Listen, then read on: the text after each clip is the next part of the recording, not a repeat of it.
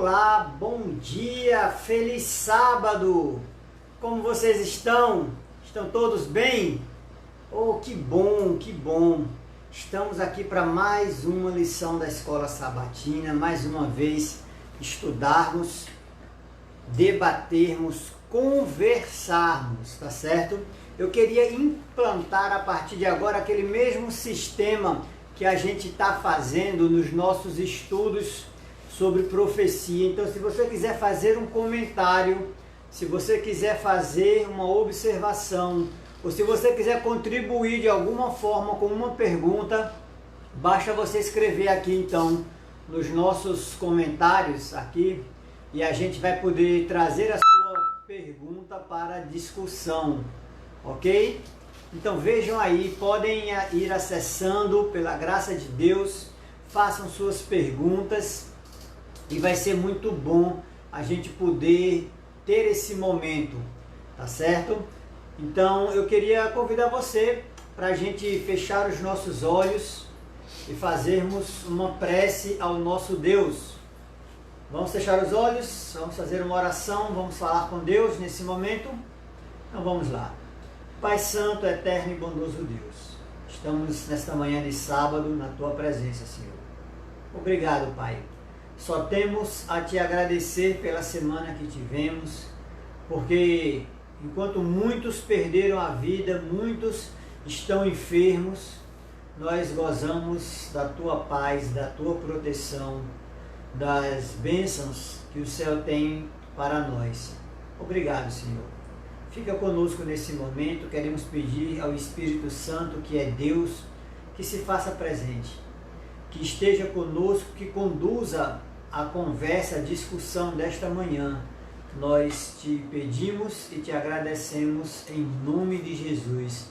Amém. Amém. Meus queridos, vamos lá? Estamos aprendendo sobre o Gênesis. Estamos aqui debatendo sobre o Gênesis. O nosso verso para memorizar, lembra da importância desse verso para memorizar? Você está recordada? Recordou? Lembrou? Pois bem, deixa eu me arrumar aqui para ficar bonito para você e para Deus. Ok, então, Salmo 19, verso 1. Esse verso você tinha que ter memorizado. Se você não memorizou, você perdeu uma oportunidade de ouro, amigo, de ouro.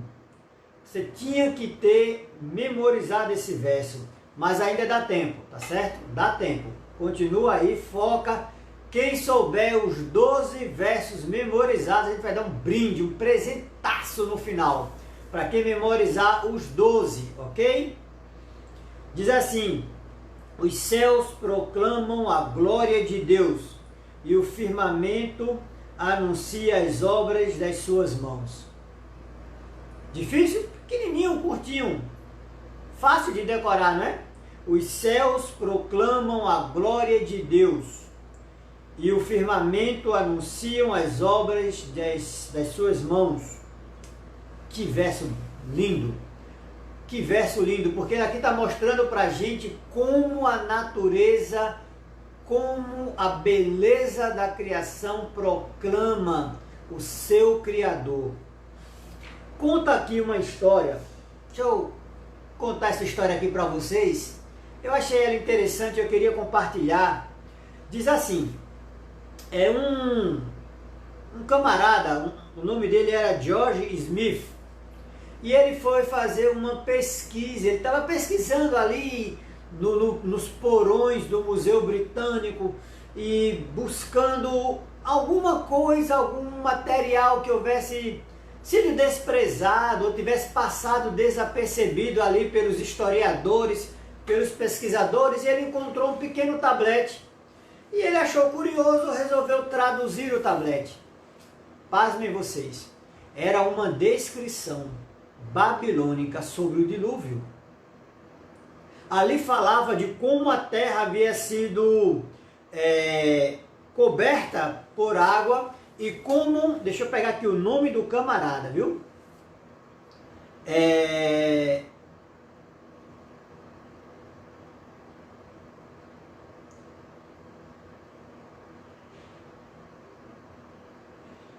O nome do camarada era Utnapishtim. Utnapishtim, o tablete contava a história dele, como ele havia sobrevivido ao dilúvio. Olha que demorou para eu conseguir, não foi para achar não, difícil é dizer o nome, tá? Utnapishtim, diga aí 3 vezes rápido, ver se não trava a língua. Utnapishtim, trava a língua. Gente, veja só, o tablete contava a história de como Utnapishtim havia sobrevivido ao dilúvio universal. E como Gilgamesh, ele estava em buscando descobrir como Utnapishtim tinha conseguido sobreviver, porque ele acreditava que o Utnapishtim tinha o segredo da vida eterna. Esse tablete ganhou uma notoriedade muito grande, ficou muito conhecido, isso é em 1872 mais ou menos. E essa história foi conhecida como o Épico de Gilgamesh. Mas qual é a importância dela para nós e por que nós estamos começando o nosso estudo de hoje com essa história? É porque esse é o primeiro achado arqueológico sobre uma referência ao dilúvio fora da Bíblia. Porque até então se tinha a ideia de que a Bíblia, o dilúvio era um conto. Era um conto. Fazia parte ali das tradições do passado, mas que não teria sido real. E queridos, é aí que está o X da questão. Após esse achado, se fez então se teve um interesse muito grande em se descobrir mais sobre referências ao dilúvio ou à criação. E foi exatamente isso que foi feito, uma pesquisa. Muitos museus do mundo que tinham materiais desse período babilônico, do Oriente Próximo ou egípcio, começaram a pesquisar, a procurar e começaram a achar várias referências a um dilúvio em muitas culturas diferentes. Por que isso então?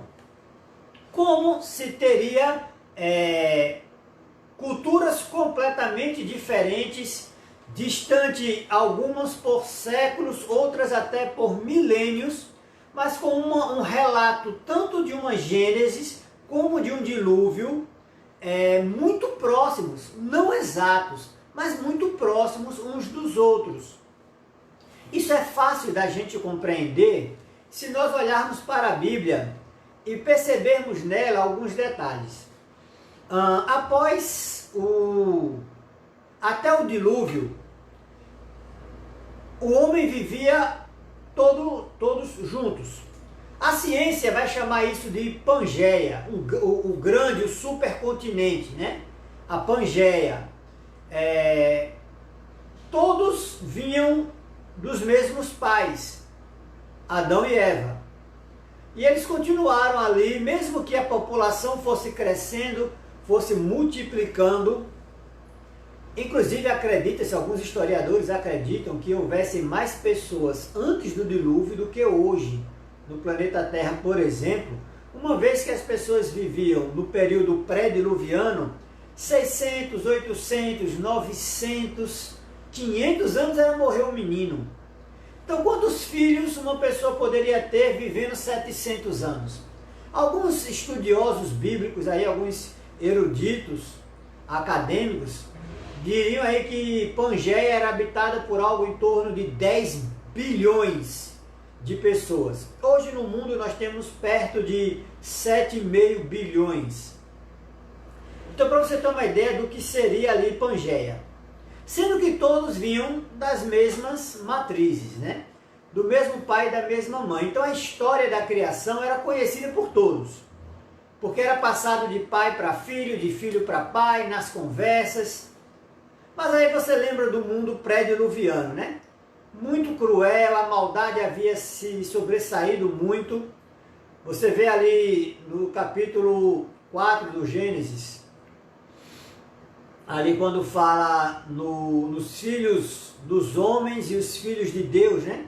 Os descendentes de Sete, filho de Adão, como representantes dos filhos de Deus, e Caim como filho dos homens, porque a partir de Caim, a natureza do homem se tornou essencialmente má, e essa natureza simboliza os filhos dos homens, enquanto que aqueles que buscam fazer a vontade de Deus são representados como os filhos de Deus, ali pela linhagem de Sete.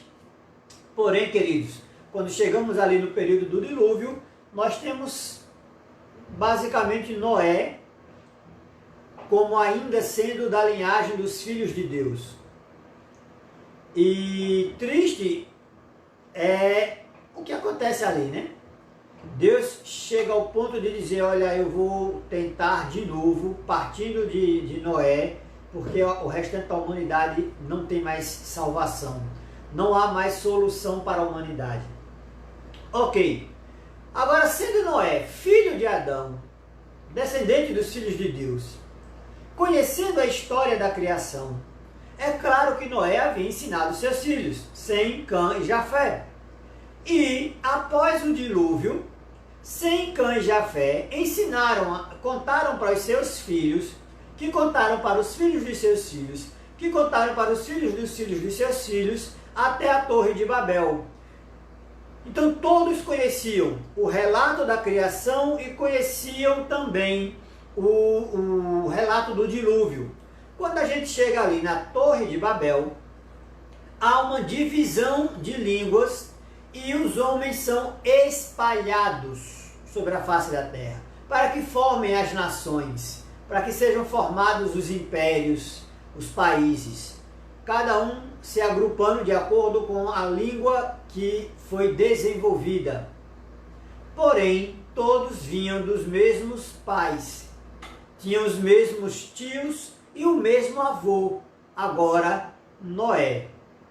Então, cada civilização, gregos, babilônicos, egípcios, sumérios, acadianos, hindus, até mesmo as culturas orientais, o Japão, China, também tem esses relatos. Nas suas culturas há relatos sobre esse tipo sobre esse acontecimento, o que mostra o dilúvio como sendo algo realmente impactante, muito impactante, né? Que ficou registrado nas várias culturas ao longo da Bíblia. Então isso é interessante, porque não há nenhum monstro, não há uma inquisição científica. Isso é simples de relatar quando a gente olha pela própria trajetória bíblica, né? Eu recomendaria vocês depois lerem ali, os que puderem, pesquisem em PDF, o relato ali acho que no primeiro tomo do livro História dos Hebreus, quando o Flávio José ali, de acordo com a tradição judaica, vai descrevendo ali como os povos se espalharam e em que regiões cada descendente, os descendentes de Cã foram para um lado, os descendentes de Jafé foram para o outro, os descendentes de Sem, né, foram para o outro, e assim eles se organizaram e foram se multiplicando, e cada um agora foi acrescentando as suas tradições, os seus exageros, as suas crendices. Até que nós chegamos ao ponto, por exemplo, do épico de Gilgamesh, por exemplo, né, que a gente falou aqui logo no início. Mas o que é que eu quero mostrar com isso? Aonde o pastor quer chegar com essa conversa toda? Queridos, imagine o seguinte: ao longo do tempo, ciência e religião sempre caminharam juntos. Aqueles que me conhecem e conhecem a trajetória da minha vida sabem que eu tenho um apreço muito grande pela ciência.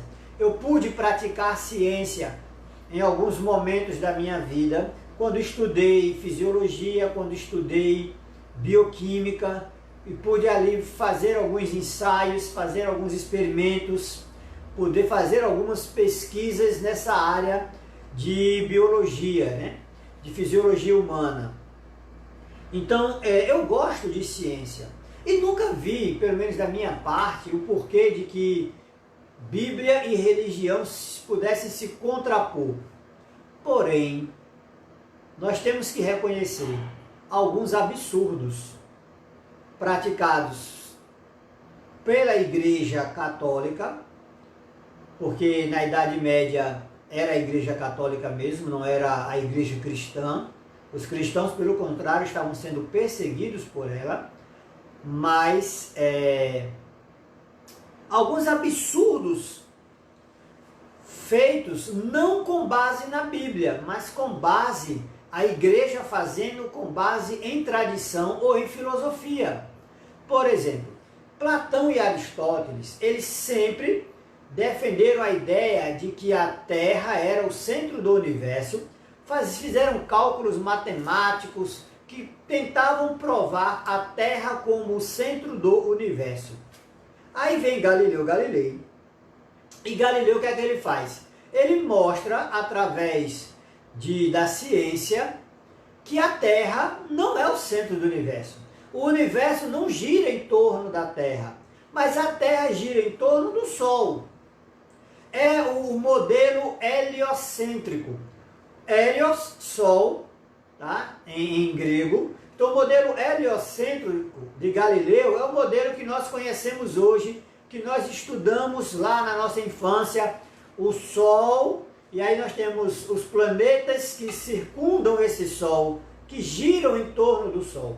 Porém, quando Galileu apresentou o seu modelo heliocêntrico, ele foi taxado como louco, herege, perigoso. E é por causa desses absurdos cometidos pela Igreja Católica em relação à ciência que houve a ruptura, tá? Brigaram, ficaram de mal ciência e religião. E hoje é como você dizer que é cientista, mas que acredita em Deus, você é visto como um lunático. Porque ciência não pode coexistir com religião. Tem que ser oposto, quando na verdade não é, queridos. Muita coisa sobre ciência, que a ciência hoje atesta como sendo verdade, a Bíblia já falou. A Bíblia já havia relatado. Tá? Por exemplo, um caso clássico disso é que a origem da vida se deu na água. Olha o relato do Gênesis, da criação. Os grandes animais marinhos se dá antes dos animais terrestres. Se você for olhar ali nos modelos evolucionistas, aí diz que a vida nasceu na água, depois há uma diferenciação, uma evolução, e os animais marinhos saem da água, e eles vão se diferenciar em dois grupos: os répteis e as aves. Primeiro os répteis, depois alguns répteis se diferenciam, evoluem, criam penas e se transformam nas aves. E depois é que vem os mamíferos. Olha o Gênesis. Olha a sequência. É a mesma coisa. Primeiro Deus cria os animais aquáticos. Depois Deus diz que a terra produza os répteis, as aves. E só no sexto dia é que Deus diz que cria-se então os animais selváticos ou os mamíferos. Qual o problema disso? O problema está no fato de que a ciência, como ela não consegue contradizer a Bíblia, o que é que ela faz? Ela diz assim: não foi em 6 dias, foi em milhões de anos. Mas o relato é o mesmo. O relato é o mesmo. Não há diferença. A Bíblia e a ciência vão falar a mesma coisa, mas na tentativa de dizer que a Bíblia está errada e que a ciência está certa, a ciência então abandona os 7 dias literais da criação para abordar então em eras, em milhões de anos. Mas essa luta de Galileu é interessante por quê? Porque Galileu usa a Bíblia, a igreja usa a Bíblia, e todo mundo usa a Bíblia para querer provar o seu lado. O que a gente precisa ter em mente é o porquê que a Bíblia foi escrita. A Bíblia não foi escrita para provar ciência. Ela não é um livro científico. O que a Bíblia é, queridos, é um livro que foi escrito, é a palavra de Deus, é aquilo que Deus quis revelar de si mesmo ao homem para a salvação do homem.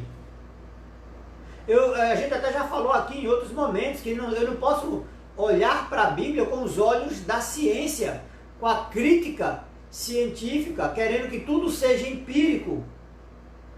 A Bíblia diz que aquele que se aproxima de Deus é necessário que ele creia, e que é o Criador e galardoador dos que o buscam.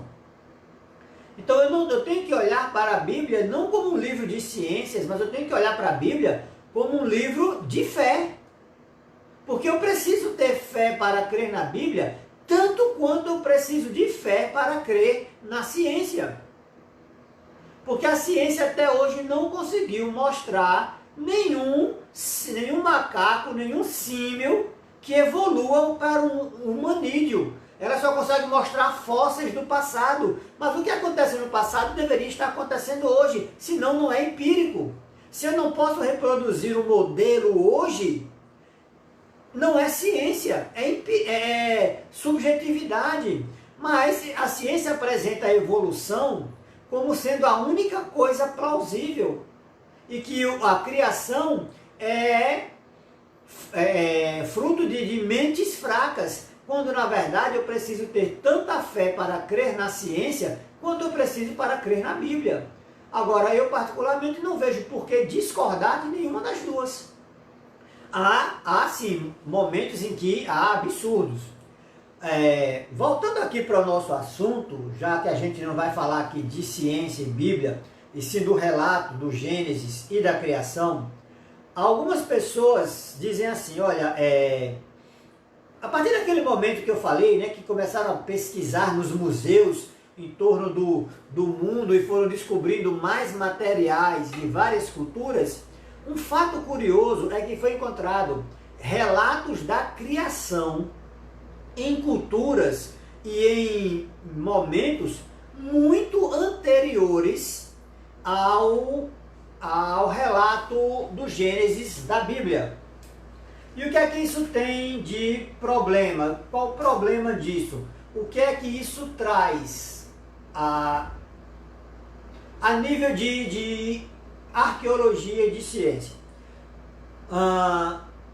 Começou a surgir o argumento de que, bem, o relato do Gênesis, como ele é mais recente na Bíblia do que, por exemplo, na cultura egípcia, ou na cultura babilônica, ou na cultura dos caldeus, dos fenícios, dos acadianos, do Oriente Próximo ali. Então, o que temos de Gênesis, na verdade, seria uma cópia desses relatos. Como foi Moisés quem escreveu, então provavelmente Moisés tem ouvido, quando ele estudou nas faculdades egípcias, ele ouviu o relato da criação pela cultura e pela ciência egípcia da sua época. Mas lembre-se que Moisés passou 40 anos morando não foi em Ur, mas foi em uma outra, ali próximo da região da Babilônia, no Oriente Médio, ali, próximo, tá? Eu não vou lembrar agora a cidade, não vai, a região. Se alguém lembrar aí, quiser colocar aí embaixo no comentário, pode colocar e contribuir aí com a gente, tá? Mas o que é que acontece? Então ele também teria ouvido relatos de outras culturas sobre a criação. E aí ele funde esses dois relatos no que a gente lê na Bíblia como sendo o Gênesis. essa é a opinião que a ciência, que os críticos... existe um ramo na teologia chamado de crítica textual, que ele faz justamente essa análise do texto e pasmem vocês, queridos, mas hoje existem mais ateus estudando a Bíblia do que crentes, tá? Hoje os grandes teólogos, os grandes pensadores da Bíblia são ateus, não acreditam em Deus. Eles estudam a Bíblia tentando desmascarar, tentando torná-la um livro de cultura, um livro mítico e pouco mesmo sobre um livro religioso.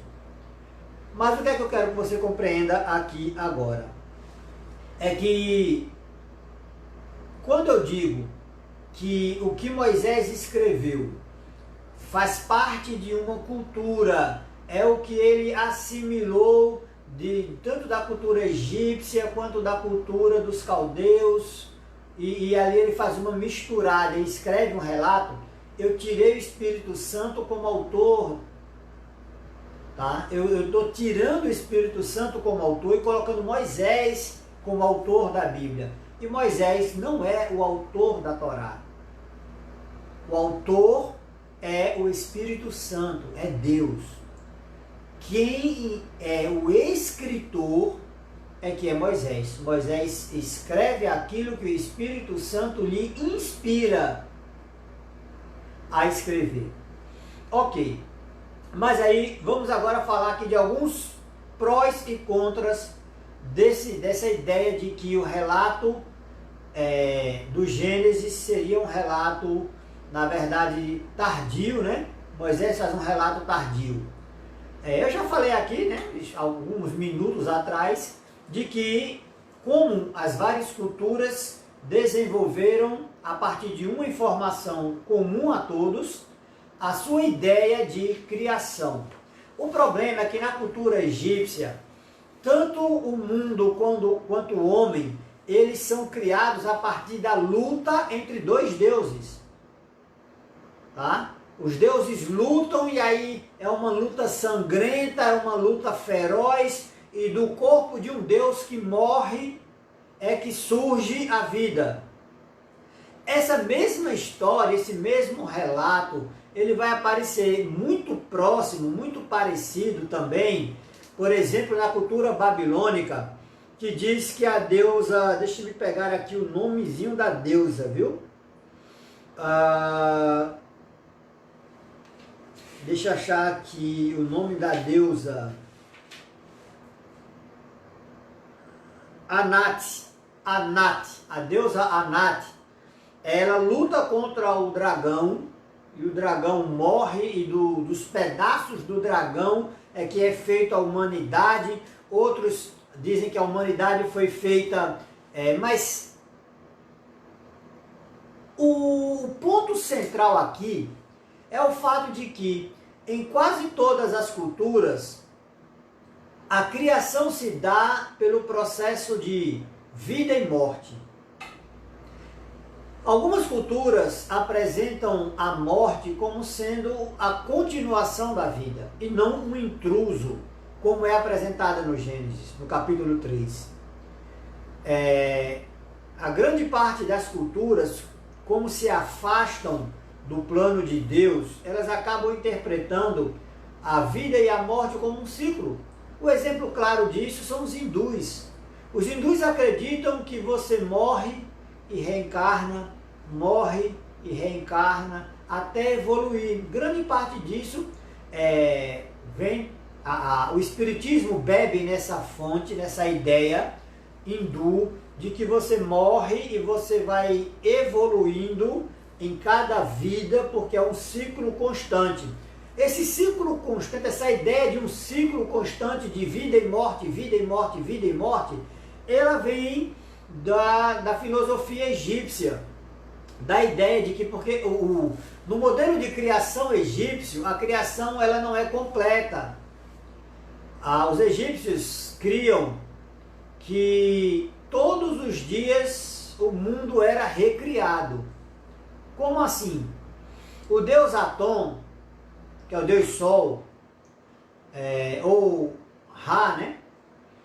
Ele, durante o seu percurso no céu, ele vai criando as coisas. Porém, quando a barca solar some no horizonte, quando Ra morre, então a criação é desfeita e Ra tem que renascer para refazer tudo isso. Então a ideia egípcia de que você nasce, morre e precisa nascer de novo para que seja refeito esse ciclo, e você vai morrer de novo, e vai nascer de novo, e vai morrer de novo. Essa ideia não bíblica, mas egípcia, associado ao hinduísmo, gera o espiritismo de hoje. A ideia de que você morre e você vai evoluir e você vai reencarnar para que você possa continuar esse processo de evolução. Aí você morre, mas você precisa voltar para continuar, para refazer o ciclo da vida. Não é bíblico. Pelo contrário, o que a Bíblia fala sobre morte é que não há conhecimento, não há lembrança, não há fôlego de vida, não há nada. Morreu, acabou. Essa é a ideia bíblica, tá? Essa ideia de que morreu, vai para o céu, vai para a glória, não é bíblico. Nós iremos sim passar 1000 anos no céu, mas ressuscitados, e não como almas vagando fora de corpos. Tá? Nós vamos para o céu, vamos passar 1000 anos no céu, e a eternidade na terra, conforme o relato de Apocalipse, porém em carne e osso, e não em espírito. Esse é o relato bíblico. Mas quando nós olhamos, e aí é onde a gente precisa compreender, a Bíblia é escrita há mais de quase 2000 anos, os últimos livros, os primeiros 4000 anos, eu preciso entender, e a gente já falou aqui sobre isso, quando eu olho para a Bíblia, eu tenho que ter algumas primícias. Vocês lembram? Eu primeiro tenho que entender que a Bíblia não foi escrita em português, ela foi escrita em hebraico, aramaico e grego koiné, e não em português. O que eu tenho nas minhas mãos é uma tradução. Posso confiar? Claro que sim, nós também já falamos sobre isso aqui, sobre como textos de 2000 anos, de 3000 anos, podem ser comparados com o que nós temos hoje, e percebemos ali 99% de exatidão do texto. Isso é fantástico, é maravilhoso. Mas dito isto, eu quero que você compreenda o seguinte: existem aqui estilos literários.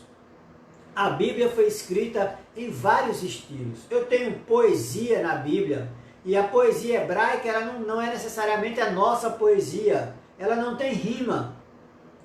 Tá? A nossa poesia, né? Batatinha quando nasce se esparrama pelo chão, eu levo o papai no bolso e mamãe no coração. Tem rima, né? Apesar de ser um versinho assim bem infantil, mas é mais para ilustrar a questão de que a nossa poesia, a nossa ideia de poesia, ela tem rima, mas a poesia hebraica não tem rima. Isso dificulta para a gente identificar alguns desses estilos literários. Mas existe também na Bíblia a questão do uso da metáfora. Por exemplo, quando lá em um verso aqui muito conhecido dos cristãos, né? Quando em Malaquias 3,10, Deus diz: provai-me nisso, se não abro as portas do céu, né, os celeiros do céu, e derramo bênçãos sem medida. Primeiro, a ideia de que o céu tem celeiros. Outra coisa, a ideia de que o céu tem portões, tem portas que se abrem e Deus derrama, talvez num balde, talvez numa mangueira, bênçãos sobre a terra. Isso não tem como ser tratado de forma literal. É como a gente diz que o sol está se pondo. O sol não está se pondo, a terra é quem está girando. Mas é uma metáfora para simbolizar que o dia está acabando. Como também a questão de abrir as portas do céu e derramar bênçãos sem medidas é uma metáfora para dizer que lá do céu Deus está pronto para abençoar o seu povo. Então eu digo isso porque quando a gente fala de criação, há aqui algumas implicações com relação ao texto bíblico. Há algumas palavras como deon ou teon. Teon é comumente traduzido como abismo. O problema é que a crítica textual diz que teon, então, seria derivado da palavra Tiamat, que é aquele Deus que foi morto e dos seus pedaços foram criadas todas as coisas. A questão é que na Bíblia, a palavra teon, ela é traduzida como abismo. Lembra? Havia trevas na face do abismo. Aí eles dizem assim, olha aqui a prova de que o relato do Gênesis derivou do relato babilônico. Olha aí a prova de que não foi nem sequer Moisés quem escreveu, mas foi alguém que escreveu ali já por volta do ano 400 a.C., quando o povo esteve no cativeiro babilônico. Aqui está a prova. Bem, a questão, queridos, é que Teon também é traduzido como oceano. Tá? A gente tem essa questão aqui porque como Abraão, ele vem de Ur dos Caldeus, né? Que ficava em Babilônia. O hebraico é uma língua derivada do babilônio, do caldeu. Tá? É como o nosso português e o português de Portugal. O nosso português é português, mas é derivado do português de lá. Não é o mesmo português. Há palavras aqui que eles lá não conhecem. Há palavras aqui, inclusive, que o significado é outro. É outro. Me permitam usar esta palavra porque é um clássico para a gente compreender isso. É quando nós falamos de rapariga. Se eu chegar em Portugal e chegar para uma mulher e dizer que ela é uma bela rapariga, não tem problema nenhum. Ela vai se sentir lisonjeada. Se eu chegar para uma mulher aqui e disser que ela é uma bela rapariga, eu vou levar uma mãozada na cara. Né? Ela vai se sentir ofendida. Por quê? Porque rapariga em Portugal é moça. É uma moça. Tá? Aqui é uma prostituta. É a mesma palavra, com significados completamente diferentes. É como uma bicha. Vocês gostaram da minha camisola? Pois é, camisola. Camisola é camisa. Bicha é fila em Portugal. Então se eu disser que lá na frente da Caixa Econômica tem uma baita de uma bicha, aqui vão achar que é um homossexual no sentido pejorativo. Mas em Portugal é uma fila bem grande que está tendo aí para o pagamento dos benefícios. Então, o que é que acontece? Eu não posso pegar a palavra nesta língua com outro significado e dizer que ela deriva daquela? Deriva. Não haveria problema em dizer. Porém, aqui o significado nesta língua é completamente diferente daquele. Tá certo? Um outro problema que alguns apontam é o uso da palavra hackear. Palavra hackear, que na Vulgata Latina é traduzido como firmamento. Qual o problema disso? É que na Vulgata Latina a tradução por firmamento, que é a tradução que a gente tem para o português, devido à influência do padre João Ferreira de Almeida, que é quem faz a primeira tradução para o português da Bíblia. Qual é o problema aqui? É que firmamento, na Vulgata Latina, a palavra é Firmamentum é algo firme, sólido, rígido, como se fosse algo de ferro, uma calota, uma esfera, onde o mundo, o planeta estaria dentro do firmamento. Quando na verdade a palavra hackear, ela dá mais a expansão ela dá mais a ideia de uma expansão, de algo fluido, de algo móvel, de algo que não é limitado. Então, quando diz que houve separação, né, e foi criado o firmamento, na verdade o que é criado ali é uma expansão da atmosfera para criar o que a gente conhece hoje como atmosfera, né? A expansão da água, do abismo, né? Da palavra oceano, que é traduzida aqui. Então, queridos, muitas vezes, quando a gente fala em relato bíblico, se faz necessário que vocês tenham um pouco ou um mínimo de conhecimento. Para isso, eu recomendaria a vocês, os que gostam e querem, adquiram esta Bíblia aqui.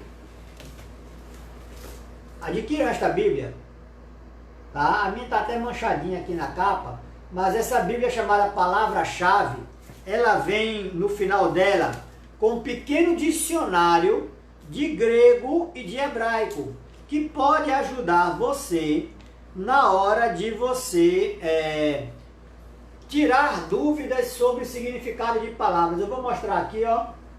Estão vendo aqui o dicionário? Isso aqui eu abri na parte de hebraico, tá?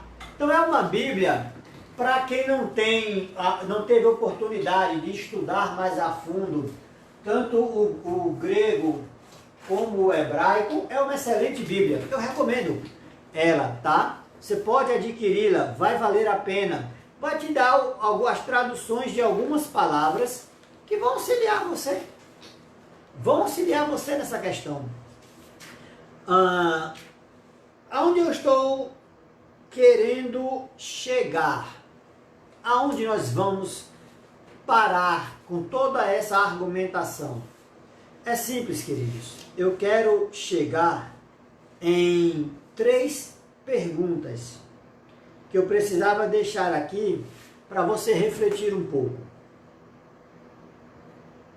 A primeira pergunta é: se explicações científicas sobre a realidade são controversas, por que as pessoas aceitam teorias acerca de eventos que supostamente ocorreram há bilhões de anos?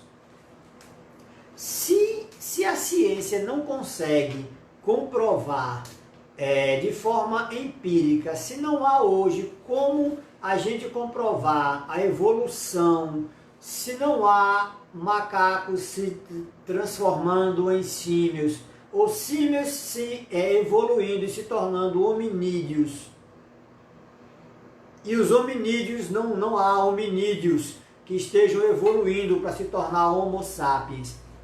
Se não há isso, se não há como comprovarmos cientificamente isso, por que tem tanta gente que acredita nisso?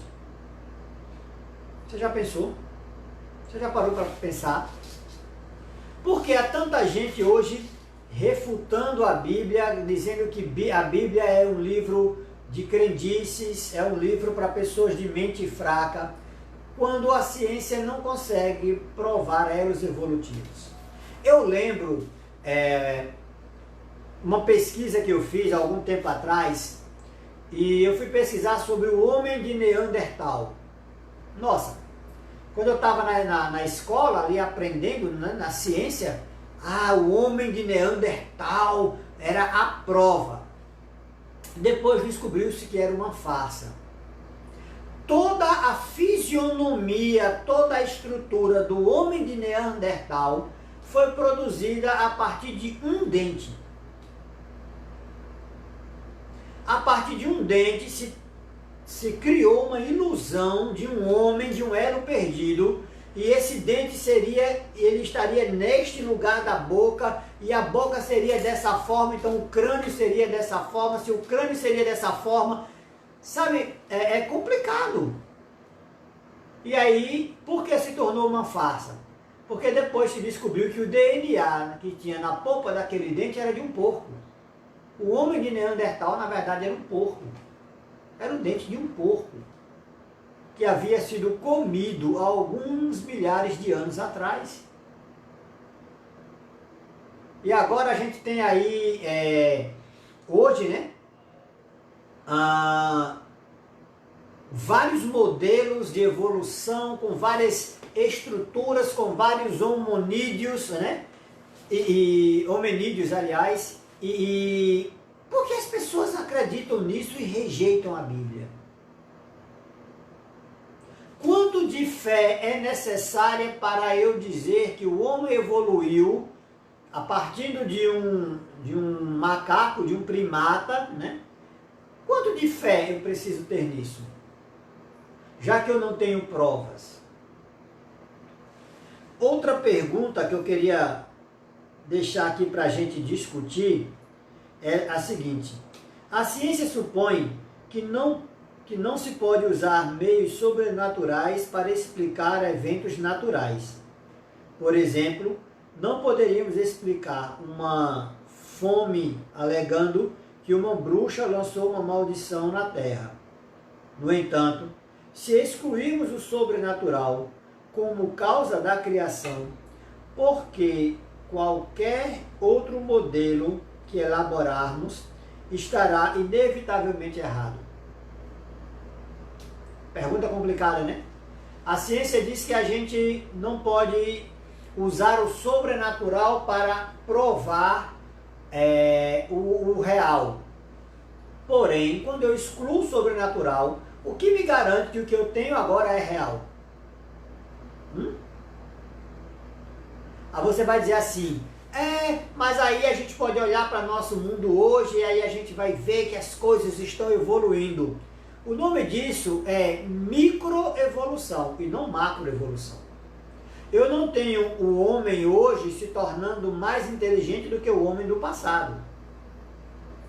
Se nós formos analisar hoje, o conhecimento evoluiu. Mas isso não fez com que o nosso cérebro ficasse maior, isso não fez com que o ser humano fosse ou ficasse diferente do que ele era há 300, a 500, a 1000, a 2000 anos atrás. O fato de que a ciência evoluiu não fez com que o ser humano tivesse 6 dedos, ou que nossa mão modificasse, ou que nós tivéssemos agora um coração com 5 cavidades ou com 3 cavidades. Mas a ciência evoluiu. O século XX é chamado de o século da evolução, o século da evolução do conhecimento. Mas não evoluiu a humanidade. Pelo contrário, o século da evolução do conhecimento foi o século das 2 maiores guerras, é o século do banho de sangue, é o século que mostrou o ser humano mais irracional de todas as eras. Então, querido, quanto de fé eu preciso para crer na ciência? Agora é óbvio, eu também não vou ser um cristão alienado, que olho para a Bíblia e vou enxergar ela de uma forma fanática, radical. Eu gosto do argumento do Dr. Rodrigo Silva, quando ele diz que ele é um cristão cético. Eu talvez seja um cristão cético também, eu concordo com ele. Porque eu olho para a Bíblia e enxergo e olho para ela com um olhar crítico. Porque quando eu olho para a Bíblia com um olhar crítico, eu estou criando os meus argumentos e a minha forma lógica de compreender a Deus. E com isso, Deus se torna mais próximo de mim, mais real para mim. É isso que a Bíblia e a necessidade de um olhar crítico, mas não criticista sobre a Bíblia. Eu não vou criticar o texto apenas por criticá-lo. Eu preciso fazer com que este texto se aplique à minha vida. E eu só vou fazer isso quando eu conseguir olhar para o texto, criticá-lo e me apropriar dele. É isso que a gente precisa ter na questão do olhar sobre a Bíblia. Eu não vou descrer da Bíblia, mas eu vou criticá-la. Eu vou olhar e vou interpretar. Eu preciso criticar, queridos, e a crítica aqui não entenda de forma pejorativa. A crítica não é ofensiva. A crítica, ela é argumentativa. Eu vou buscar os argumentos necessários para alicerçar a minha fé. Eu não posso crer por crer. Essa é a questão. Mas a minha fé, ela é sólida a partir do momento que eu olho para a Bíblia e consigo tecer meus comentários e posso criticar o texto buscando nele a fé e a base para a crença. E não tentando provar cientificamente que o sobrenatural não existe. Um exemplo clássico do sobrenatural pode ser até pieguice falar sobre isso, mas é a forma como a Bíblia muda vidas. Mas ao ler a história da evolução de Darwin, ou quando eu leio um dicionário, ou quando eu leio um tratado científico, minha vida não é transformada. Eu nunca vi um bêbado que largou a bebida porque leu um tratado científico sobre alcoolismo. Eu não conheço nenhum bêbado ou nenhum homem violento que se tornou pacífico, que se tornou manso. Eu não conheço nenhum viciado em drogas que abandonou as drogas porque leu a história da evolução. Mas eu conheço bandidos que se tornaram homens direitos. Eu conheço alcoólatras que abandonaram o alcoolismo porque leram a Bíblia. E não é porque leram palavras, textos, frases. É porque o sobrenatural contido na Bíblia é que muda a história da vida deles. E não simplesmente porque leram um livro e leram um tratado científico. Então, eu preciso olhar para a Bíblia da forma correta, criticando o texto, analisando o texto, buscando argumentos, o contexto imediato, o contexto amplo, o contexto geral, para compreender melhor o texto, mas eu preciso fazer isto de uma forma honesta com o texto. Bíblia e religião podem caminhar lado a lado. Eu não preciso olhar para a Bíblia hoje e refutá-la por completo. Como eu não vou olhar para a ciência e dizer que tudo que a ciência fala é mentira. Não, queridos, não. Eu não preciso fazer isso. Pelo contrário, eu vou olhar para a ciência e dizer assim, a ciência pode estar certa. Eu vou olhar para a Bíblia e vou dizer assim, a Bíblia pode estar certa. Por que ela não pode estar? Porque a ciência tem que estar errada e a Bíblia tem que estar certa, ou porque a Bíblia tem que estar certa e a ciência não importa, queridos. Ambos podem estar corretos. Lembre-se que a Bíblia não é um livro de ciências. A função da Bíblia não é provar a existência de Deus. A função da Bíblia é salvar pessoas, é transformar vidas. É isso que a Bíblia faz. Essa é a função da Bíblia. Agora, a Bíblia vai falar uma coisa, a ciência tem que falar exatamente a mesma coisa? Claro que não, queridos. Porque a Bíblia vai me dar uma visão geral acerca de Deus, do Deus Criador.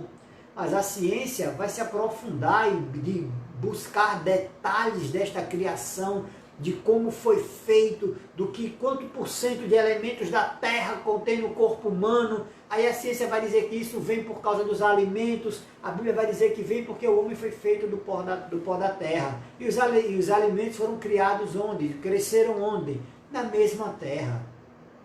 Aí a ciência vai dizer que o homem e uma mosca compartilham DNA entre si para provar que todos vieram de uma mesma evolução. Aí eu vou dizer que o homem e a mosca compartilham o mesmo DNA, porque ambos foram feitos pelo mesmo Deus.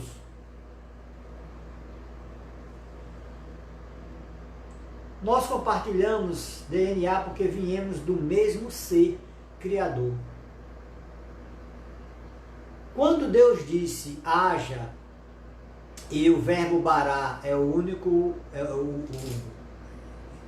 o fazer, mas partindo do nada, do inexistente para o existente.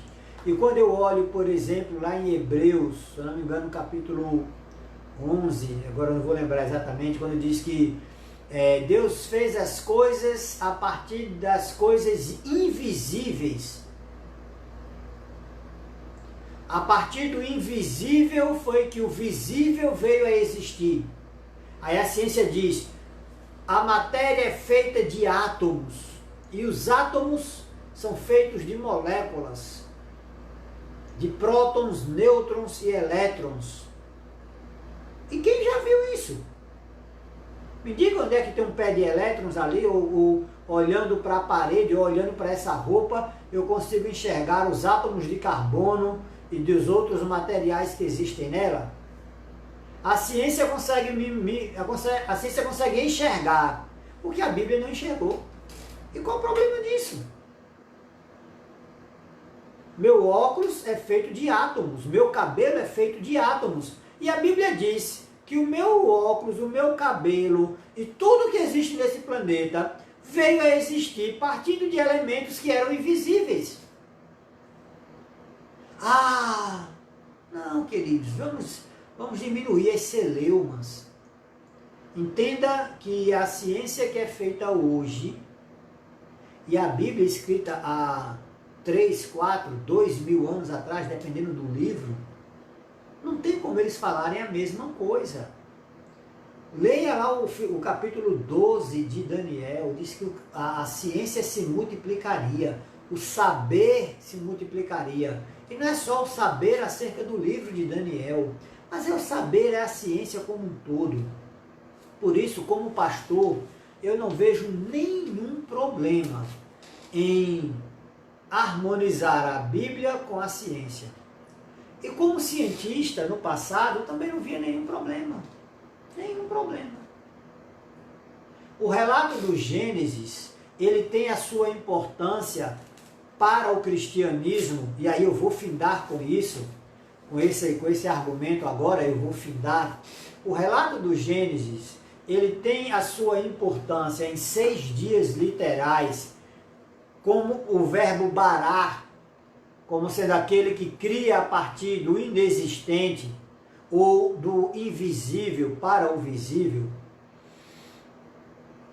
Esse relato ele tem a importância para a minha vida hoje, porque como cristão, como aquele que segue a Cristo, tá? Como aquele que crê em Deus e em seu Filho Jesus Cristo e no Espírito Santo que age em nós, que é o Deus aqui na terra, crendo nisso, eu vejo o relato de Gênesis como sendo literal, porque se Deus não é capaz de criar a partir do nada, se Deus necessitou fazer com que as coisas evoluíssem, então Ele não pode me salvar. Porque só aquele que cria a vida a partir do nada é capaz de devolver a vida àquilo que não existia. Eu estou falando dos mortos. Recentemente eu li um argumento, um artigo que dizia que o Papa falava que Deus não era um mago para fazer as coisas, criar as coisas com uma varinha de condão. Francisco falou sobre isso, em 2017. Se não me engano, esse é um artigozinho de 2017, eu li recentemente ele. Verdade, Deus não é um mago. Porque os magos não existem. Mas Deus existe. E Ele é Criador. E Ele é onipotente, Ele pode todas as coisas. Basta o seu querer. Basta que Ele diga haja para existir.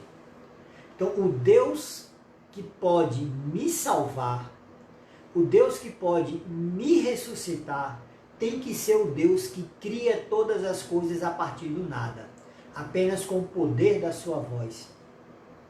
Porque senão, o relato lá de 1 Tessalonicenses, capítulo 4, quando diz que dada a palavra de ordem, então essa palavra de ordem não existe, e não haverá ressurreição, e não haverá céu.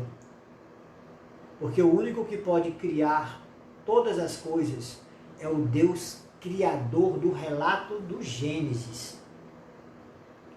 E não o Deus teísta que fez com que as coisas evoluíssem, que não foram dias literais, mas eras. Eras. E eu fico pensando, como pode ser eras?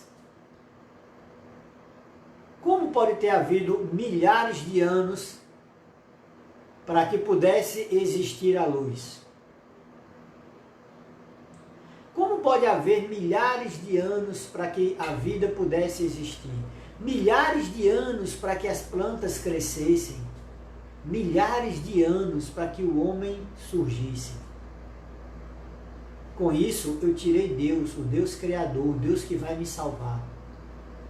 E aí eu não serei salvo por Deus, mas eu irei evoluir até alcançar a magnitude de um Deus. E aí está o perigo. É quando nós evoluirmos até chegarmos a Deus, a sermos deuses na terra. O relato do Gênesis tem que ser literal para você que é cristão.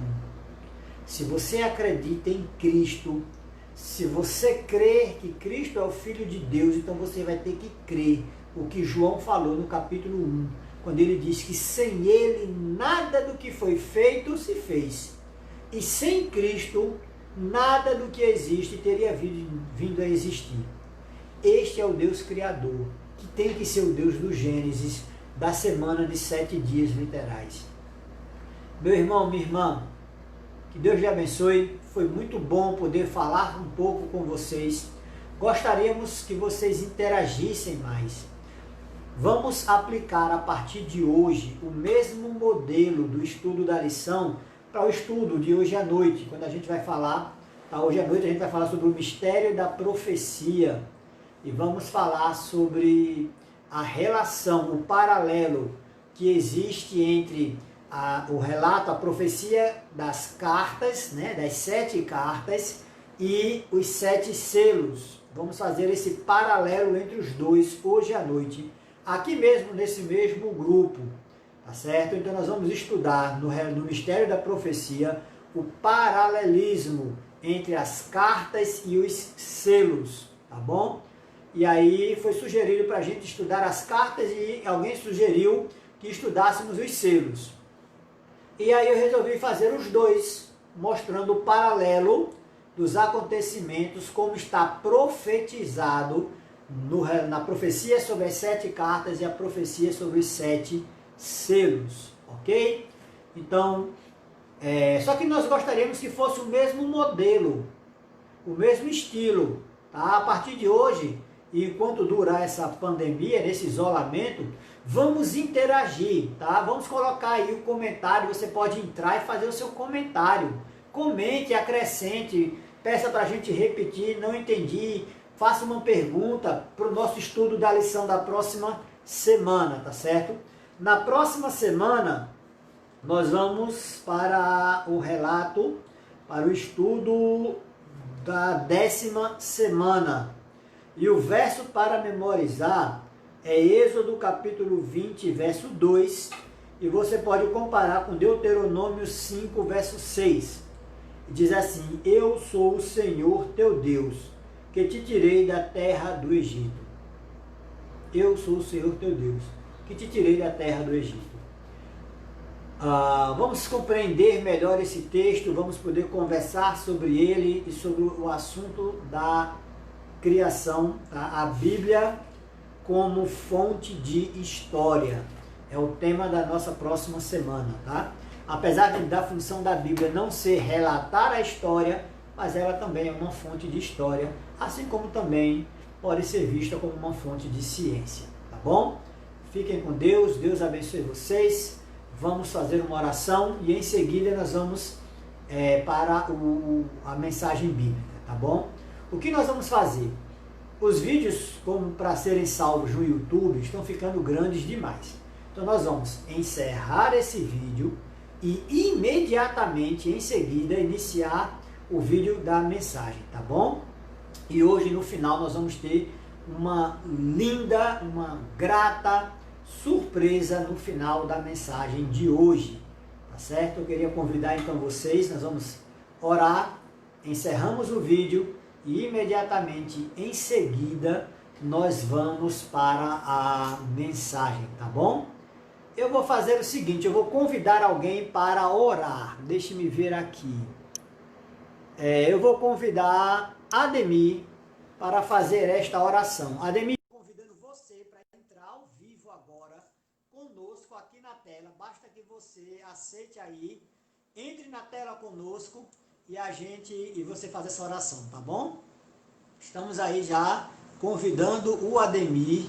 Esse é um recurso que você pode usar também aqui nas nossas lives. Se você desejar entrar e fazer a pergunta para todo mundo, você pode fazer isso hoje à noite, tá certo?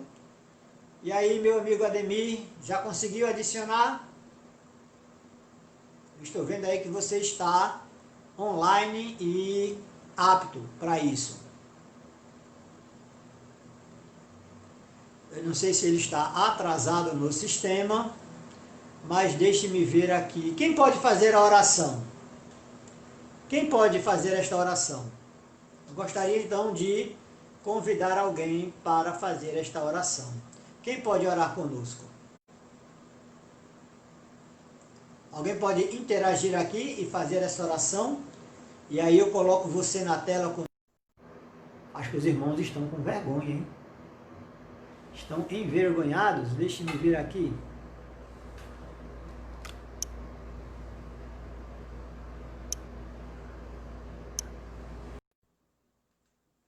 Deixe-me ver.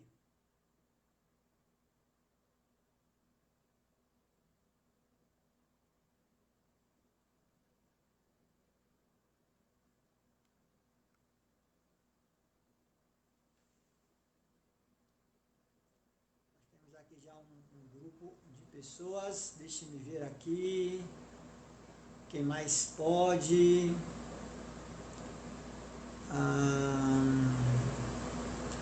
Patrícia, está todo mundo tímido aqui, viu?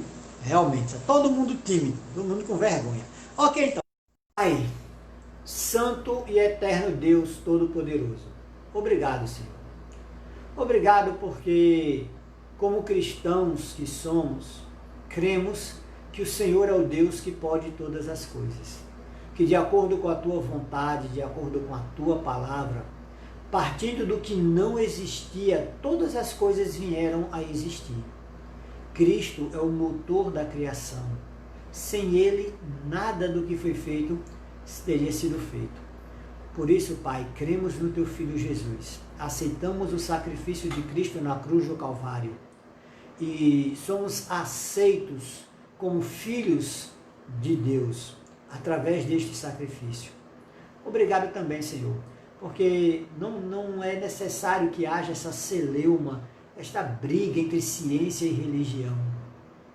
É necessário fé para crer nas duas, mas é preciso também estudo para crer nas duas. É necessário que haja dedicação, tempo de estudo para crer nas duas. Por isso, Senhor Deus, que possamos continuar crescendo em conhecimento, não só em conhecimento científico, mas em conhecimento bíblico, e não só em conhecimento bíblico, mas em conhecimento científico também, Senhor. Que possamos ser cada vez mais cultos, que assim como crescia Jesus em estatura e em graça, perante Deus e perante os homens, que nós também possamos crescer, Senhor, perante Ti e perante os homens, e possamos demonstrar que ciência e religião são amigas, parceiras e caminham lado a lado. Fica conosco, Pai. Nos dá agora uma segunda hora, um segundo momento na Tua presença, um momento de graça e de paz. Nós rogamos em nome de Jesus. Amém. Amém. Queridos, fiquem com Deus.